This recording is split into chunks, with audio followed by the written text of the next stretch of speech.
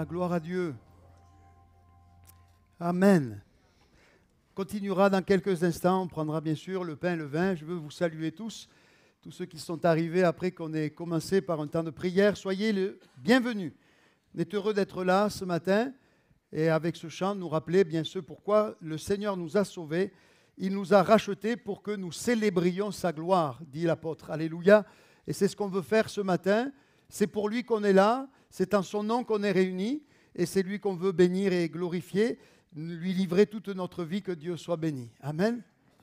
Ce matin, vous êtes venus à l'église évangélique Assemblée de Dieu, église en Cévennes, 1985, chemin de Trespeau.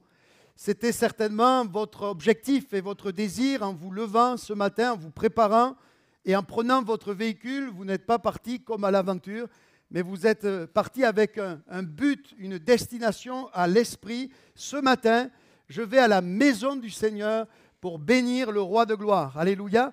Et je veux ce matin apporter une pensée et on va ouvrir la parole de Dieu. Et j'ai mis du temps à trouver un peu la réflexion, mais je voudrais partir d'une question que l'ange de l'Éternel va poser à une femme. Et on ne parlera pas trop d'elle ce matin, juste quelques mots sur elle, mais nous allons aller sur la question que posera l'ange à cette femme. Et je veux parler d'Agar et je veux vous inviter à faire une lecture dans le livre de la Genèse, au chapitre 16 et au verset 8.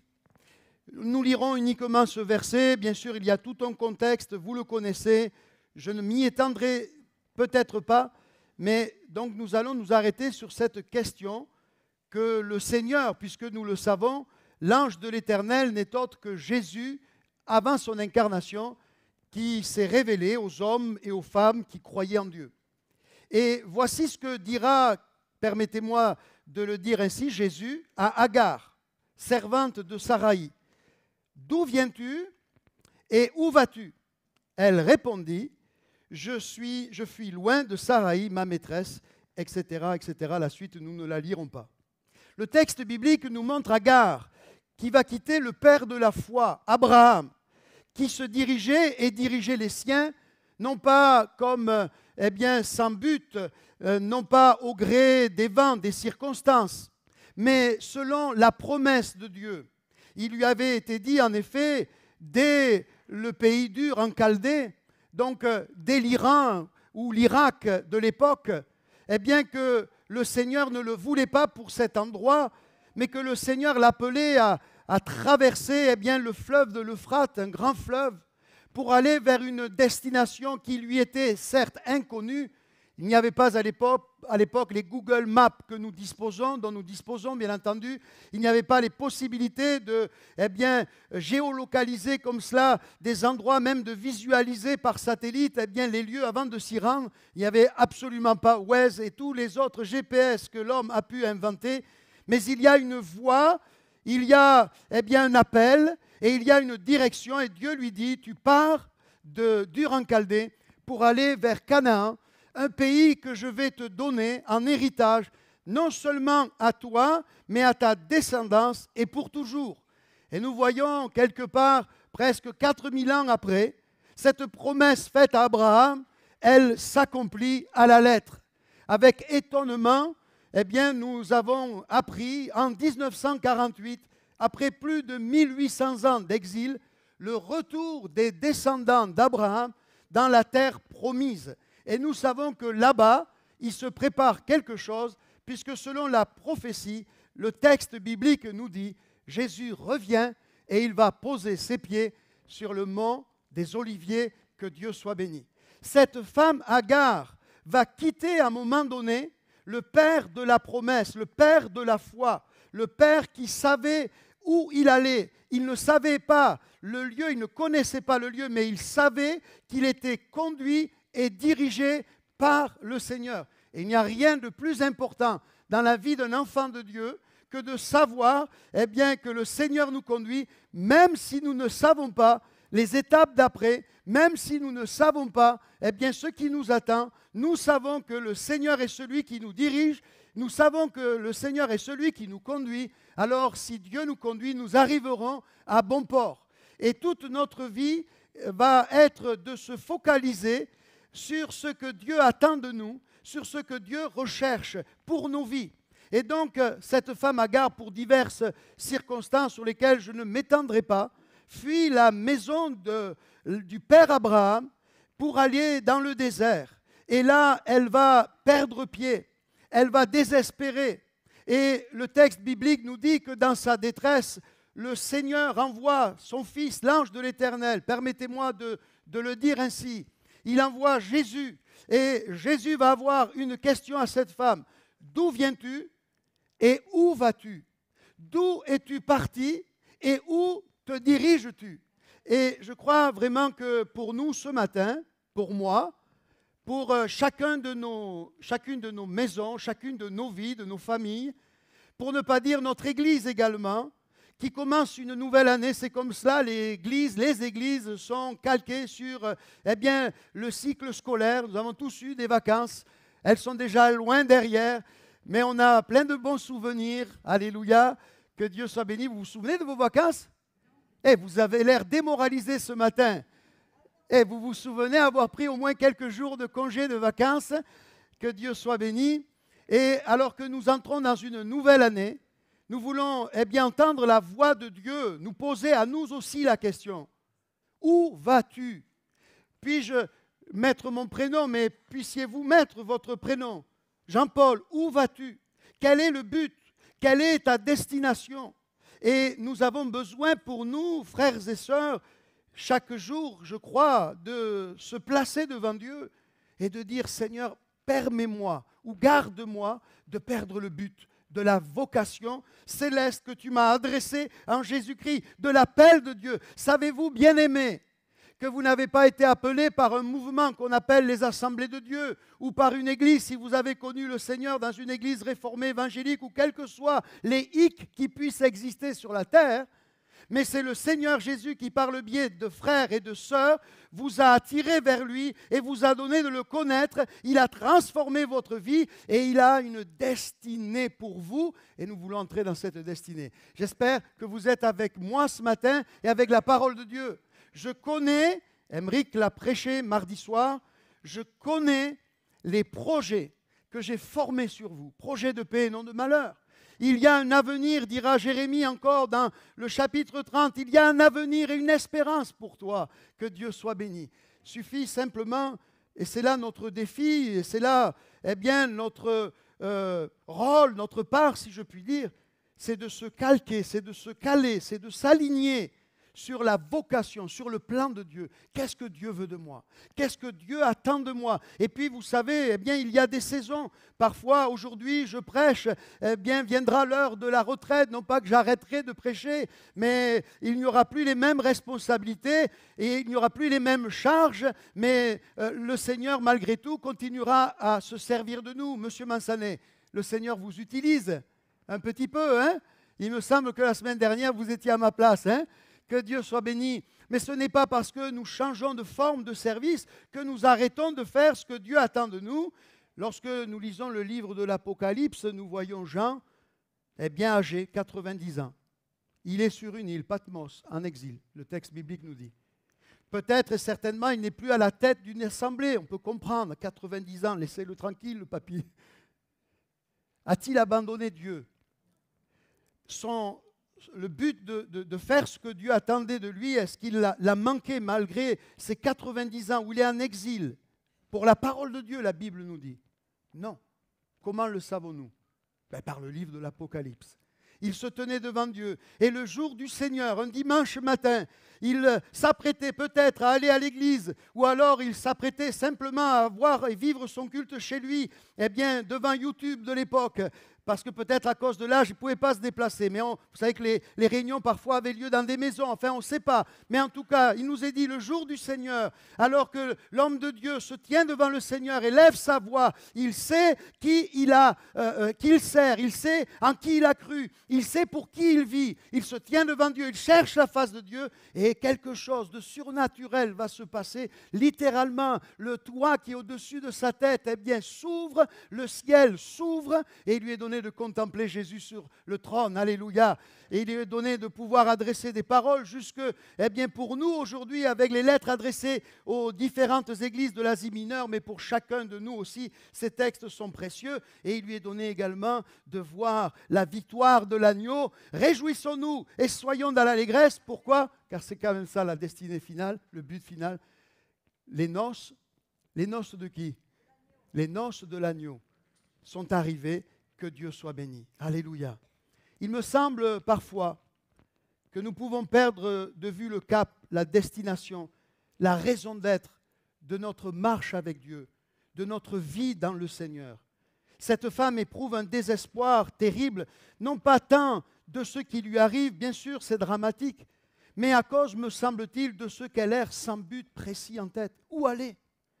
Où se diriger? Et c'est ça qui suscite en elle le désespoir. Et je crois que ne pas avoir de but précis en tête, d'un but qui soit assigné, communiqué par le Seigneur lui-même, nous plongera toujours dans le désespoir. Savez-vous ce qui nous tient? Savez-vous ce qui tient les croyants, les hommes de Dieu? C'est de savoir que malgré les circonstances, le Seigneur est là. Et même si nous ne savons pas de quoi demain sera formé ou fait, mais il y a cette voix qui nous dit, fais un pas de plus, continue à avancer, marche dans la foi, fais-moi confiance, appuie-toi sur moi, crie, invoque mon nom et je serai toujours là. Que Dieu soit béni. Est-ce qu'il y a quelqu'un qui soit né de nouveau ce matin, qui appartienne au Seigneur et soit convaincu de cela? Alléluia. Ne pas avoir de but nous plongera toujours dans le désespoir, ou perdre, ou s'occuper de choses secondaires nous éloignera du but et nous conduira dans le désespoir. Un peu, j'ai pensé aussi aux disciples d'Emmaüs. C'est assez étrange, ces personnages, ces disciples, des hommes de Dieu, qui, quand le Christ meurt, alors qu'il les avait pourtant bien des fois avertis, au moins 3 fois, il va leur dire eh bien, qu'il allait mourir, qu'il allait être crucifié, mais ils ne l'ont pas cru, ils ne l'ont pas compris.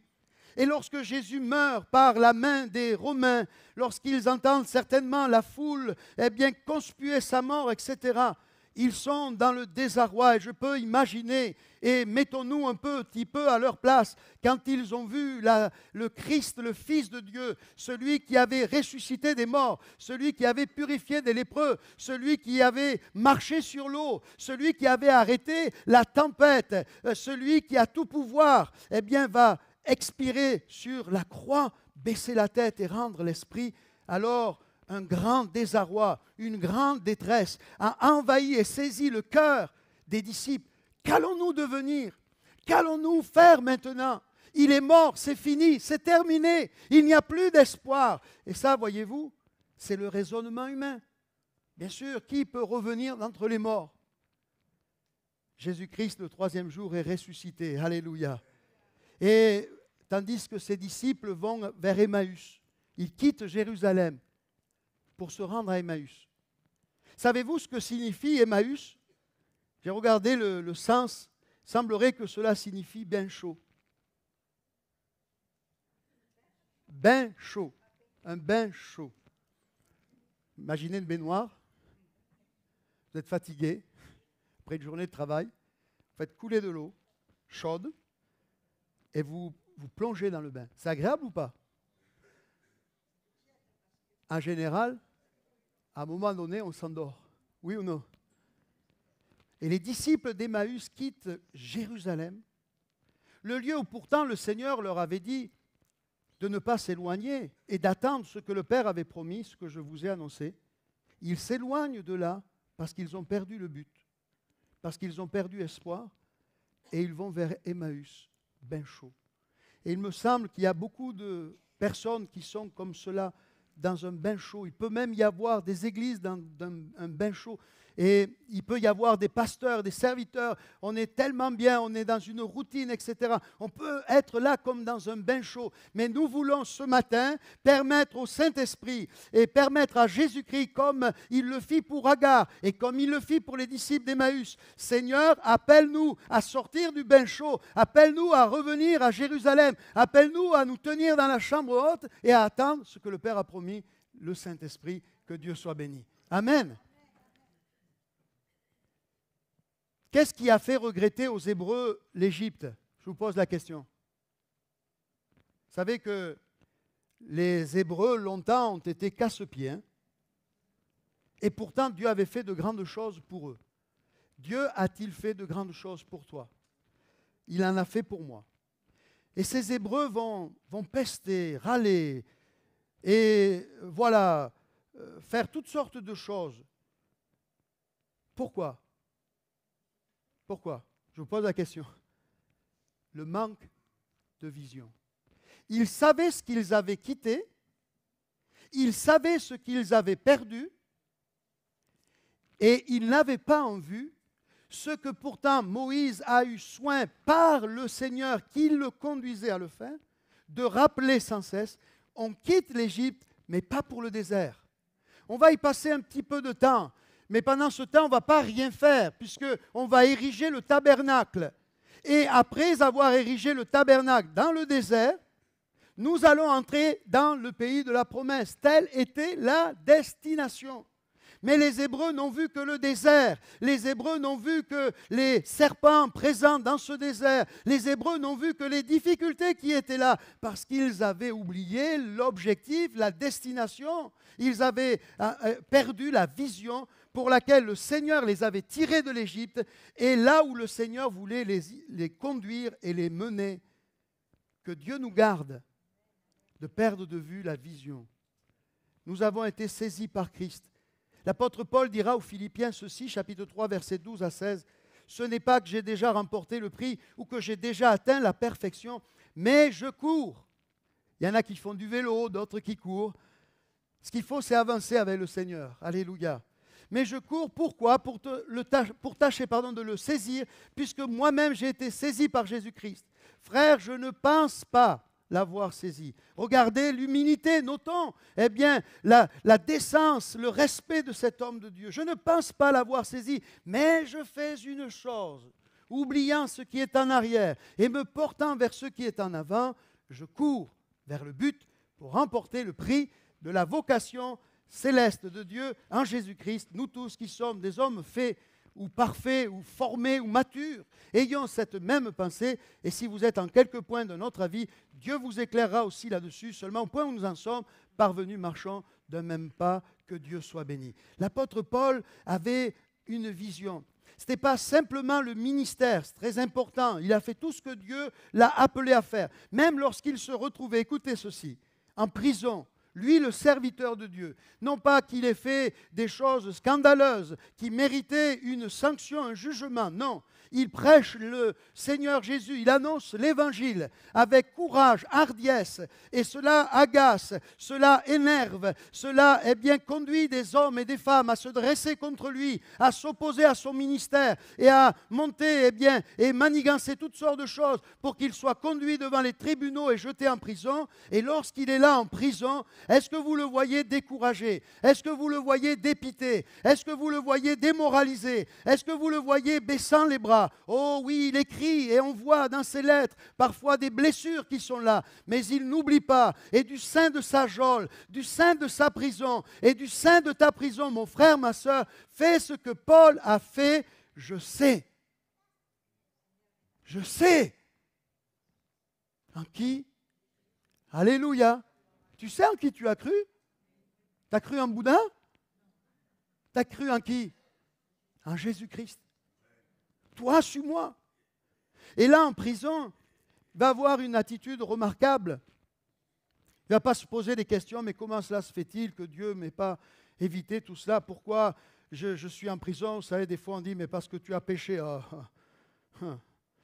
Non, c'est comme cela. Il y a un ennemi. On en a parlé. Les deux premières prédications après mes vacances, reposantes et relaxantes. Vous ne vous en souvenez pas des vôtres, tant pis pour vous. Hein? Ah, l'Auvergne. Ah, même l'été, il fait bon là-bas. Bon, bref. Et même en prison, il va écrire ses lettres, il va dire, moi, le prisonnier, non pas de César, le prisonnier du Seigneur. Alléluia. Paul avait compris que Dieu avait conduit ce serviteur remarquable et pourtant contesté, même dans l'Église. dans la prison, que toute sa vie dépendait du Seigneur. Il y a quelque chose qui est une assurance pour moi et me donne beaucoup de paix. C'est que toute ma vie est conduite dans les mains du Seigneur tant que je reste dans ses bras. Et mon défi, c'est de me blottir contre lui. Et si je me suis égaré, ça peut arriver, vous savez, vous êtes parfait, je sais que vous ne vous égarez jamais, vous ne ferez jamais ce qu'Agar a fait, donc je ne prêche pas pour vous, vous ne ferez jamais ce que les disciples d'Emmaüs ont fait. Mais parfois, il nous arrive, il peut arriver, mais on sent alors l'inconfort et on dit, Seigneur, je reviens vers toi. Et si ce matin, comme Agar, comme les disciples d'Emmaüs, nous puissions dire, Seigneur, je vais me lever, je vais revenir dans tes bras.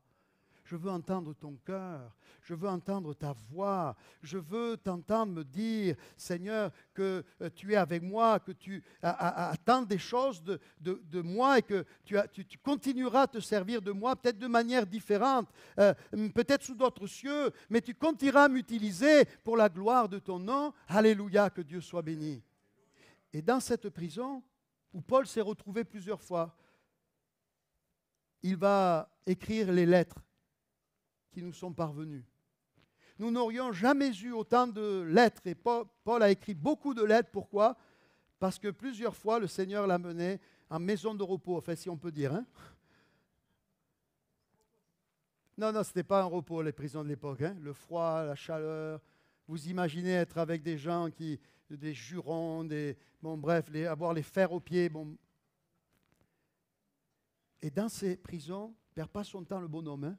Bon, Seigneur, tu m'as mis au cachot, on va regarder Netflix, on va regarder le Paralympique. Dans le cachot, certainement il prie, il dit, mais Seigneur, qu'est-ce que je vais pouvoir faire? Tu ne peux plus prêcher, tu peux écrire. Prends ta plume. Et c'est pour cela qu'il va dire parfois, amène-moi les papyrus, etc., pour étudier aussi la parole de Dieu. Et du sein de sa prison, il écrit des lettres qui nous sont parvenues jusqu'aujourd'hui et qui sont une source de bénédiction. Alors si tu es dans la prison comme Paul, cherche Dieu, demande à Dieu, invoque Dieu et dis-lui, Seigneur, qu'est-ce que tu attends de moi? Et fais ce que Dieu attend de toi et seulement ce que Dieu attend de toi et pas ce que tu aurais envie de faire. Alléluia. On va aller plus loin, vous êtes d'accord? On va lire Josué maintenant, un homme de Dieu remarquable lui aussi. Josué, c'est cet homme justement qui va être appelé par Dieu après Moïse à conduire le peuple d'Israël vers le pays de la promesse où il aurait dû entrer 40 ans plus tôt, mais à cause de ce que nous avons évoqué en partie, parce qu'on n'a pas tout dit bien sûr, ils n'ont pas pu entrer et toute une génération a péri dans le désert par manque de discernement. Et après la mort de Moïse, le temps est venu, Dieu n'abandonne jamais. Dis à ton frère, ta sœur, Dieu n'abandonne jamais la partie. Dis-le fort, hein? Remue-le, remue ton frère, ta sœur, allez, fraternellement. Hein? Mais écoute bien, c'est pour toi là. Dieu n'abandonne jamais. Vous imaginez que Dieu soit découragé.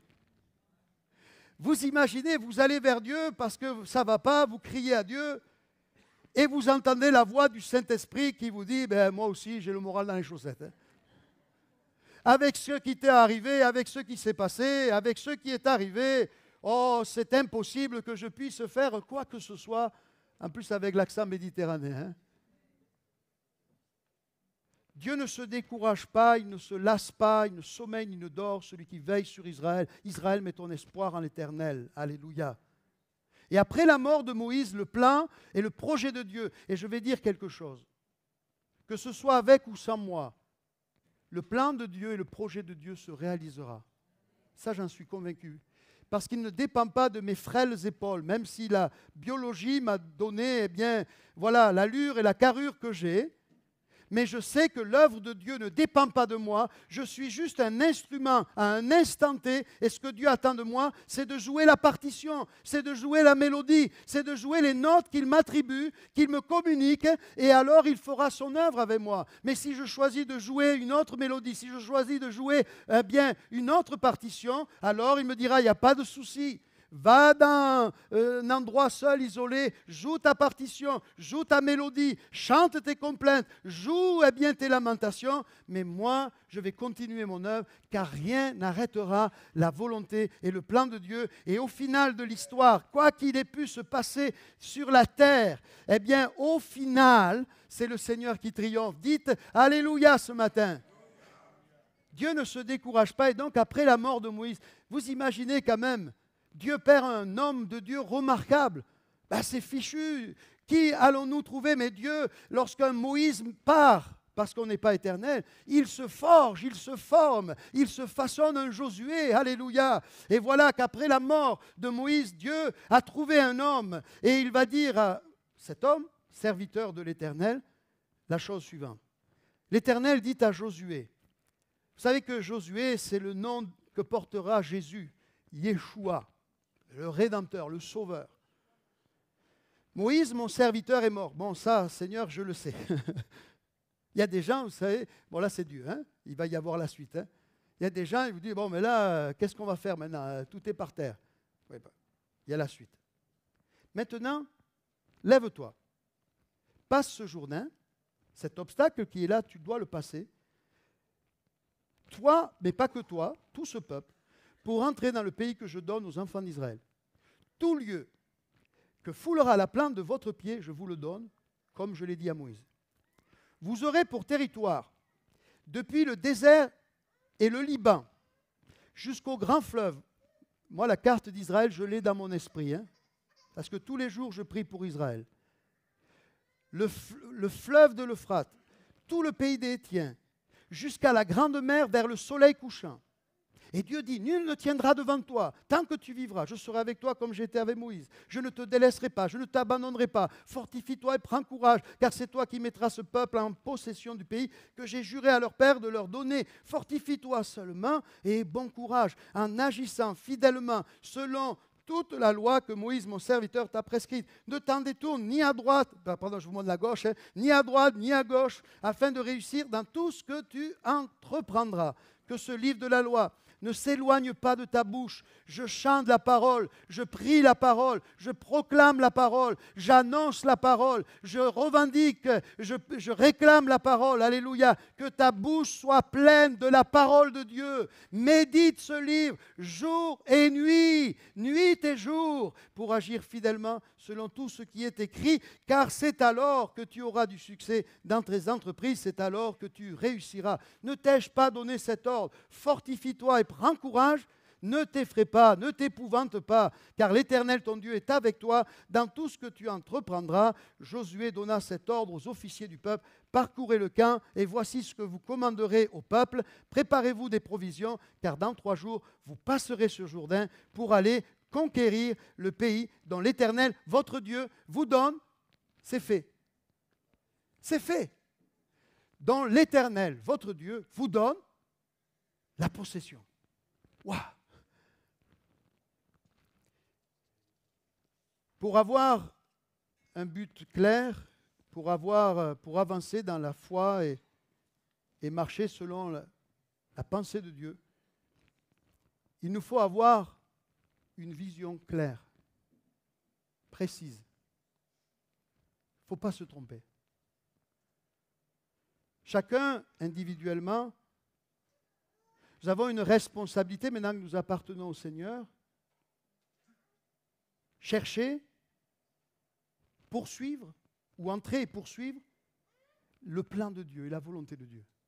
Et il nous faut pour cela avoir une vision claire. Est-ce que l'Église d'Alès a une vision? Est-ce que chacun individuellement, nous avons une vision claire qui ne vient pas peut-être des hommes, bien que malgré tout, Moïse a communiqué certaines choses. Et Dieu lui rappelle à Josué.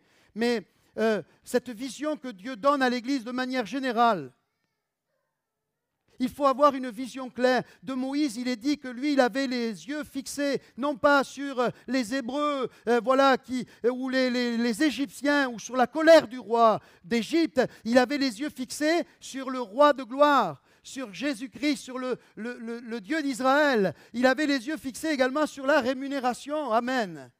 Je me bats non pas simplement pour les choses de la terre, pour le royaume de Dieu ici-bas, mais pour le royaume de Dieu céleste. Alléluia. Il y a une vision claire qui est donnée à Josué avec des précisions sur l'étendue du territoire. C'est très précis. Dieu connaît ce que Josué ne connaissait pas, la géographie du lieu. Ce lieu avait été étudié par le Seigneur et des bilans seront faits, un pays où coule le lait et le miel. Alléluia. Un pays donc où il y a des animaux qui produisent du lait, un lieu où il y a de la nourriture, un lieu où il y a la bénédiction, la provision de Dieu, les ressources de Dieu, le secours de Dieu, la puissance de Dieu, la grâce de Dieu. Et Dieu va dire à Josué, voilà, tu vas aller jusqu'au Liban, etc. Il donne toutes les dimensions. Et Josué avait en vue ce territoire aussi quand plus tard, ils sont dans le pays de la promesse. À un moment donné, ils réalisent qu'ils ne sont pas allés jusqu'aux limites assignées par Dieu. Alors il va remuer les Hébreux négligents et il va leur dire, mais jusqu'à quand négligerez-vous d'entrer dans la promesse de Dieu et de vous approprier ce que Dieu vous a déjà donné? Alléluia. Il faut avoir une vision claire. Et Dieu veut nous la donner. Et à une église, Jésus dira, tu es devenu un peu aveugle. Vous savez, avec le temps, ça arrive. Hein? J'ai de plus en plus de mal de lire. Je vous disais, c'est pour cela que j'ai une Bible à gros caractères. Et je me rends compte, et j'ai peur, même la Bible à gros caractères, des fois, ça... Alors, on a trouvé une solution. Aujourd'hui, ce sont les lunettes. Hein? Mais demande au Seigneur, commande auprès de Dieu des lunettes et de dire, ouais, Seigneur, donne-moi une vision claire. Nos vies lui appartiennent. Josué va apprendre qu'il y avait plus que sa propre vie, qu'il y avait plus que même sa propre famille, qu'il y avait bien tout un pays à introduire dans la promesse. Et que Dieu nous donne cette vision que Jésus va donner aux disciples à un moment donné qui se posaient la question, c'est qui au fait le plus grand dans l'Église? C'est Emmerich? C'est M. Mansanet? C'est Daniel? C'est le pasteur principal. C'est comme ça, c'est des noms qu'on donne aujourd'hui. Hein? Oui, vas-y Philippe, c'est bon. C'est le Seigneur, le chef. Et Jésus lui dira, mais pendant que vous vous posez la question de savoir, mais c'est qui va diriger, ça fait penser un peu à ce qu'on a vécu avec le gouvernement. Hein? C'est qui le futur Premier ministre? Hein? Il y a tous les noms qui sont passés. Hein? Et là, il y a beaucoup de candidats, vous avez remarqué? Puis il y a toujours des déçus. Parce que c'était ça, hein, ils voulaient gouverner avec le Seigneur. Eux, ils pensaient que Jésus allait établir le royaume, rétablir le royaume d'Israël, qu'il allait chasser les Romains. Ah, un bain de sang, vas-y, chasse-les, mets-les à mort, ceux-là. Et non, Jésus va dire, mais vous n'y comprenez rien. Et il va dire, mais regardez. Regardez quoi? Les champs qui blanchissent. La moisson est grande. La moisson est grande. On est dans nos cultes en ce moment entre 180 et 200. Avec les enfants, 220. On a été jusqu'à 350. C'est rien du tout. Par rapport à une ville de 44 000 habitants. C'est rien du tout par rapport à un bassin de population de plus de 100 000 habitants sur un rayon de 15 kilomètres. Et c'est à cela qu'on a été appelés. Et en tant que pasteur, et si cette vision n'est pas acceptée, eh bien, on en tirera les conclusions, bien sûr. Mais cette vision, elle bout dans notre cœur. On veut voir le baptistère s'ouvrir. On veut voir des âmes se tourner vers le Seigneur. On veut voir des gens se donner à Jésus-Christ. Alléluia. Parce que nous avons une vision claire et nous voulons entrer dans les choses que Dieu a prévues. Dieu nous a quand même, excusez-moi, je n'avais pas du tout prévu, mais à un moment donné, voilà, je parle avec mon cœur. Dieu nous a quand même fait de sacrés clins d'œil. Hein? Oui ou non? Vous savez ce que c'est un clin d'œil? Dire, je suis là. Dieu nous a quand même donné de sacrés clins d'œil. Hein?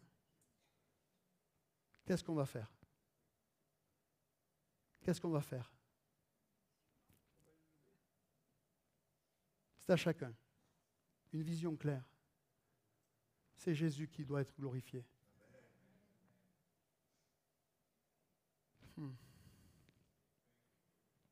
Pour aller de l'avant, il faut avoir une conviction ferme. Je sais. Je sais en qui j'ai cru. Je sais pourquoi Dieu m'a appelé. Je suis appelé à être l'apôtre des gentils, des païens, dira l'apôtre Paul. Aussi, je ne vais pas aller sur les plates-bandes de Pierre. S'il m'arrive d'y aller, c'est parce que ça sera conduit par Dieu. Mais j'ai ma mission, j'ai ma vocation, j'ai ce que Dieu attend de moi. Et je vais entrer, et je vais me perfectionner, je vais travailler pour faire ce que Dieu attend de moi. Celui qui a fait de moi l'apôtre des gentils, a fait de Pierre l'apôtre des Juifs. Alléluia. Est-ce que tu sais ce que Dieu veut faire de toi? Une conviction ferme. Il est étonnant que Dieu ait besoin d'encourager son serviteur, pourtant âgé de 80 ans. Mais Dieu sait que ce qu'il demande à Josué le dépasse totalement. Vous savez que quand on y réfléchit quand même, ce que Dieu attend d'un serviteur de Dieu, ce que Dieu attend d'une église, et je vais le dire, ce n'est pas de jouer, ce n'est pas de chanter, ce n'est pas de je ne sais quoi faire quoi ou quoi faire. Ce que Dieu attend d'une église, c'est que des âmes soient sauvées. C'est la mission de l'église unique. Ok, on va prendre une guitare, on va prendre un piano, on va prendre une voix, et on va louer, on va adorer. Ok, on va demander à un prédicateur de prêcher, mais le but derrière tout cela, c'est que des âmes se tournent vers le Seigneur. On va faire des repas le 29 septembre, venez nombreux. Mais le but, c'est que la communion fraternelle soit fortifiée et que des âmes viennent au milieu de nous. J'ai regardé hier, j'ai effacé toutes les photos de mon iPhone. J'ai regardé les photos du dernier goûter, cette belle photo où on était là autour des tables avec des personnes qui ne connaissaient pas le Seigneur et des personnes qui sont venues pour la première fois parfois au milieu de nous. Eh bien, dans cette occasion, et ils sont restés au milieu de nous. C'est cela qui bout dans nos cœurs. Alléluia. Entendez cette conviction ferme que Dieu nous donne. Dieu sait que ce qui attend Josué le dépasse. Les géants, les murailles, les villes fortifiées, les peuples nombreux. Dieu sait, il y a 7 nations. Mais Dieu dit à Josué, ne tremble jamais, ne t'effraie jamais, ne vacille jamais, ne chancelle jamais, ne baisse jamais la tête. Appuie-toi sur le Seigneur et tu verras, alléluia, ma grâce et ma gloire, que Dieu soit béni, s'exercer dans ta vie. Tu n'es pas seul, mon frère, ma soeur. Entre dans cette conviction. Tu ne te bats pas seul pour ton foyer. Tu ne te bats pas seul pour tes enfants. Tu ne te bats pas seul pour ta famille. Dieu est avec toi. Alléluia. Il faut également, et je vais terminer parce qu'il le faut, une détermination totale.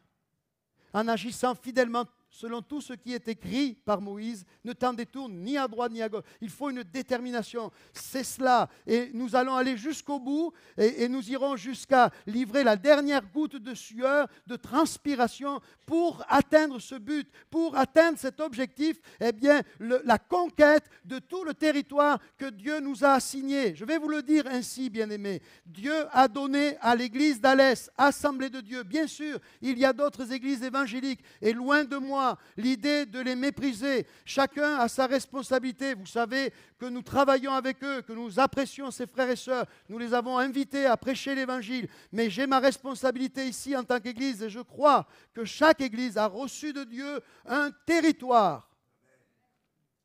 Amen. Et que ce territoire, il faut le conquérir. Une conviction ferme, une détermination, une foi inébranlable. Seigneur, quand les Anakim se sont présentés, ces enfants d'Anak, qui ont fait trembler d'ailleurs 40 ans plus tôt les plus jeunes, c'est un papy de 85 ans qui va dire, il y a 40 ans de cela, Dieu m'a dit, c'est la montagne d'Hébron, où ont été ensevelis Abraham et Sarah. Ce n'est pas pour rien qu'ils convoitent le mont Hébron. Hein. Cette montagne, et il ne choisit pas la partie facile, et il le sait, il y a les géants d'Anak. Je suis conscient. Mais cette montagne, Dieu me l'a donnée et je veux la posséder. Alléluia. une foi inébranlable.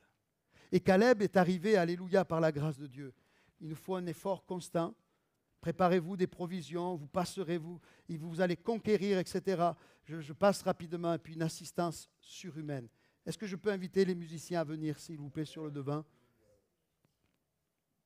Dieu a promis déjà du temps de Moïse que c'est lui-même qui chasserait les géants, qui abattrait les murailles.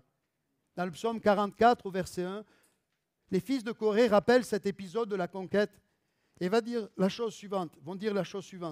Ô Dieu, nous avons entendu de nos oreilles, nos pères nous ont raconté les œuvres que tu as accomplies de leur temps, au jour d'autrefois. De ta main, tu as chassé des nations pour les établir. Tu as frappé des peuples pour les étendre. Car ce n'est pas par leur épée qu'ils se sont emparés du pays, ce n'est pas leur bras qui les a sauvés, mais c'est ta droite, c'est ton bras. C'est la lumière de ta face parce que tu les aimais. Ô Dieu, tu es mon roi. Et il pense à sa vie, ordonne la délivrance de Jacob. Avec toi, nous renversons nos ennemis d'aujourd'hui. Avec toi, nous écrasons nos adversaires d'aujourd'hui. Car ce n'est pas à mon arc que je me confie, ce n'est pas à mon épée qui me sauvera. Celui qui prend l'épée périra par l'épée. Mais c'est toi qui nous délivres de nos ennemis et qui confond ceux qui nous haïssent. Amen. Est-ce qu'on peut se lever pendant que la mélodie commence?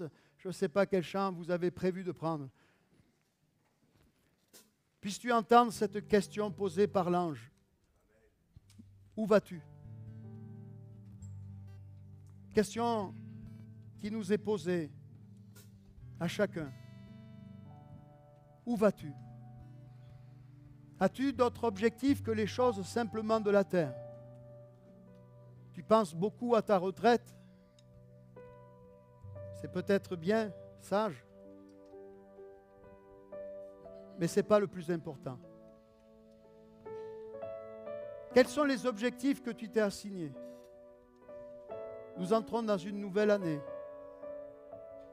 et nous voulons nous fixer des buts. Dans le livre des Proverbes, le Saint-Esprit dit « Telle voie paraît droite à un homme et son issue, c'est la voie de la mort. » Dans le psaume 139, David, conscient de cela, va dire « Sonde-moi, ô Dieu, et connais mon cœur. Éprouve-moi et connais mes pensées. Regarde si je suis sur une mauvaise voie, si je poursuis des mauvais buts. Et conduis-moi, Seigneur, sur la voie de l'éternité. » Ce matin, il faut que tu prennes une décision pour le Seigneur et pour ta vie, qui aura des répercussions exceptionnelles, glorieuses et remarquables. Puisses-tu dire avec Josué, moi et ma maison, nous servirons le Seigneur. Nous allons prendre les armes que Dieu nous a données spirituelles et combattre notre ennemi spirituel qui est le diable et Satan. Et nous allons remporter la victoire. Bien-aimés, est-ce qu'il y a des frères et des sœurs dans cette église qui veut à nos côtés, Emeric, M. Mansané, Daniel, marcher en conquérant vers la conquête et de dire dans le nom de Jésus, les projets de Lucifer, les projets de Satan dans ma vie, dans mon foyer, ne s'accompliront pas. Prends position et prends possession de ton territoire, époux, mari. Arrête de te lamenter, arrête de gesticuler, pense à tes enfants. Pense demain à tes petits-enfants. Pense à ton foyer. Il n'y a pas de plus grande bénédiction que celle que donne le Seigneur. La bénédiction de l'Éternel n'est suivie d'aucun chagrin. Seigneur, je fais cette prière pour ma vie. Si je me suis trompé, Seigneur, ramène-moi sur la voie de l'éternité, mais que rien ni personne ne m'empêche d'entrer dans ce que tu as prévu pour moi. Et s'il y a eu des manquements, il y a la grâce de Dieu qui est là pour relever. Prends autorité sur l'ennemi qui t'a séduit, qui a accaparé ta pensée. Et entre dans le territoire et dis, nous allons voir des conversions. Nous allons voir des baptêmes dans le Saint-Esprit. Nous allons voir d'autres Henri Ziegler être guéris par le Seigneur. Alléluia. Car c'est à cela que nous avons été appelés.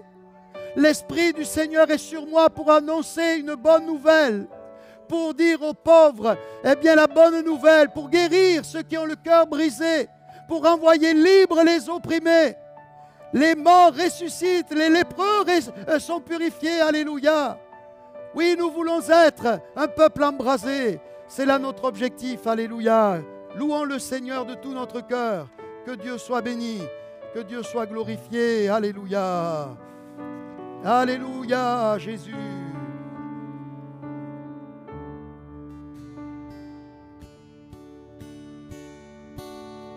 Oui, nous voulons être un peuple embrasé, l'Église que ton cœur attend. Viens briser nos chaînes, détruis notre orgueil, Seigneur, fais-le maintenant. Oui, nous voulons être un peuple embrasé, l'Église que ton cœur attend. Viens briser nos chaînes, détruis notre orgueil, Seigneur, fais-le maintenant.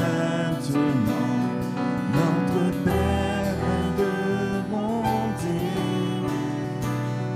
nos cœurs à toi s'abandonnent. Pour ce monde que tu as tant aimé, Seigneur, voici nos couronnes. Esprit de Dieu,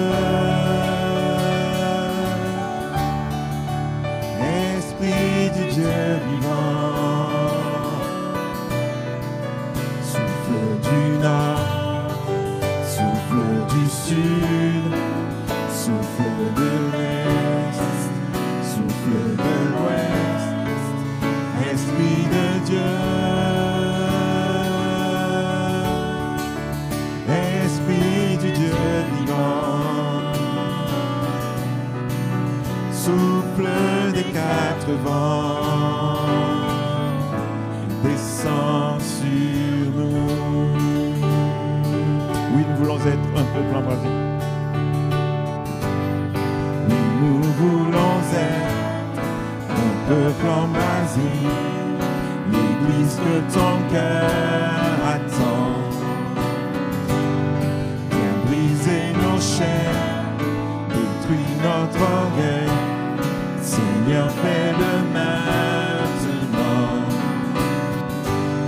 Et nous voulons être un peuple embrasé, l'Église que ton cœur attend.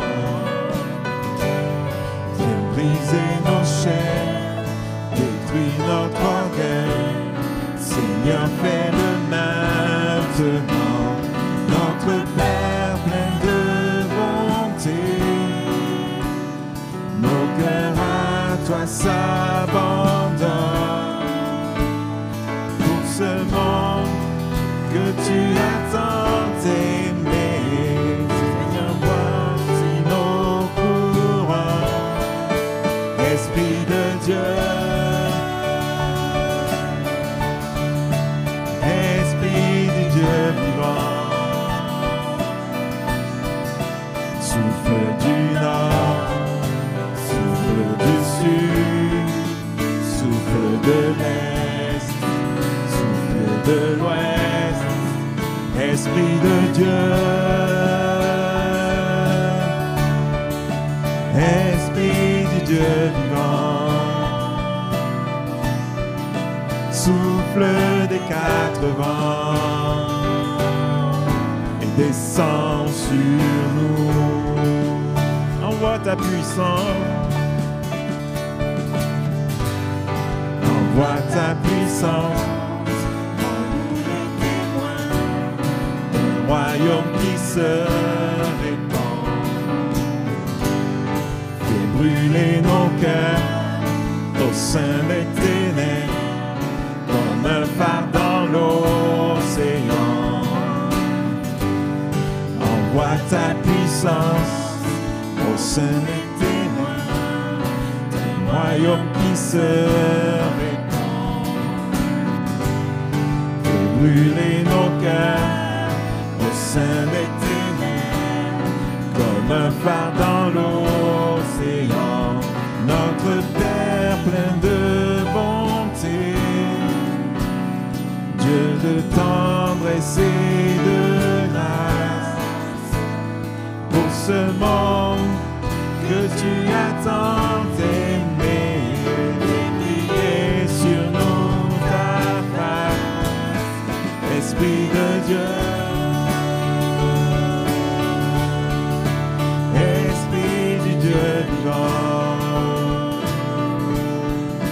Souffle du nord, souffle du sud, souffle de l'est, souffle de l'ouest, Esprit de Dieu,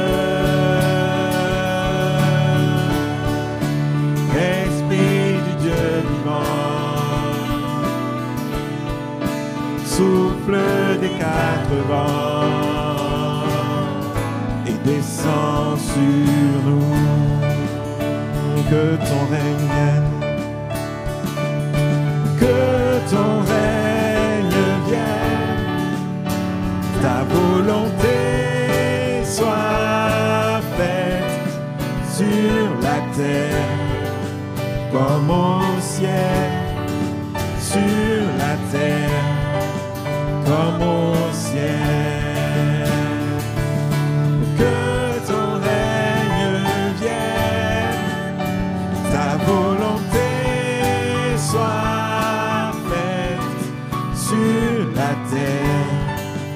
Comme au ciel, sur la terre, comme au ciel. Esprit de Dieu, Esprit du Dieu vivant, souffle du nord, souffle du nord, souffle du sud, souffle de l'est, souffle de l'ouest, Esprit de Dieu, Esprit du Dieu vivant, souffle des quatre vents et descend sur nous.